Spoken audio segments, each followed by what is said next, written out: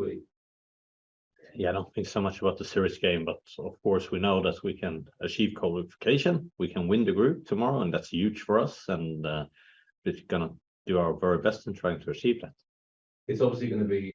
That's of course difficult to answer when you're not in the inside. But when I'm talking about that they were early, I remember I went there with the team I coached in Sweden 2013, and I was amazed on how professional an organization, not only with the players but also off the pitch, that they had at that time, and that's almost 10 years ago. Yeah. So I think that they have had a holistic way of investing in the game. It has not only for them being about to find the best players. They've also been trying to build the best organization around that, and they have been investing in facilities. So I think they have been doing and showing that you need to be broad in the sense that you think about it. Just a couple more from me. I don't know. I think when you look at the underlying numbers in the league at the moment, you see that there are 4 teams that are definite standouts in that aspect, and so it's no surprise that when you then look at the league table, that you have 4 teams that right now have the most amount of points. So I think it's going to be an open league all the way, and that's exciting for everyone. Also for us, because that's what we like it to be. We like to be challenged. That brings out the best of us, and then we see. But the best team, I think, will be the one that wins. Thank you very much. Thank you. They will be, but I manage expectations that Kim Little, I don't think it's possible that she can play already tomorrow, but she's training. Everything is going very well. I think she will be in the squad, but Lena should be able to play as well. Thanks, Jonas. A lot. I think she's been applying herself and showing what a great team player she is throughout this period.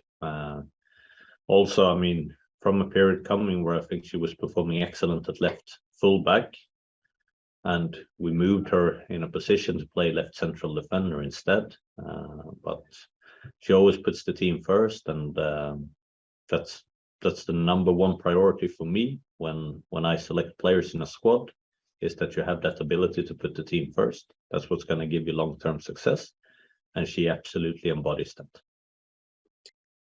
So well informed on individual awards in football. So I'm sorry, I've never been good enough as a coach to be invited to one of them to be a nominee. So I haven't seen that, but we'll like you're telling me. Of course, there shouldn't be a reason why would you be treating it differently, but I'm sorry, I can't give you a more detailed answer than that, just because I have limited knowledge. Level. Yeah, absolutely. I think they are the gold standard. I think if they're winning something like the Champions League that consistently, they're doing something right. They're always signing incredible players, and they always come together as a team, and they're very, very hard to beat. I think they're one of those teams that when they're not having a great night, they still figure out a way to win. And I think that's what you need at the top level, and they definitely have that in spades. Obviously, you had your injury, good thing. Yeah, I think so. I think always you want the league to be as competitive as possible, and I think Man United have slowly been coming up and getting better every single year. And I think this year you can see they're playing the best football that they've played, and they're really competing with Chelsea, with us, with the top of the league. And like you said, it's only good for the league. We want every team to be competitive and make the league as good as possible. Just one final one from me. Yeah, I mean, I haven't spoken to Viv about that situation, but I think equality is one of those things that's just still got a long way to go. I don't know really much about the Ballon d'Or process or much of what sort of happens there, but yeah, I do think there is still a long way to go in terms of making everything equal, and that's something that we're striving for as female footballers, and everyone's working hard to make things better. And I think there's been so many positive things that have happened this year that have shown that, you know, female football is coming, and it's yeah, it's going to be massive, and you know, hopefully these things will follow.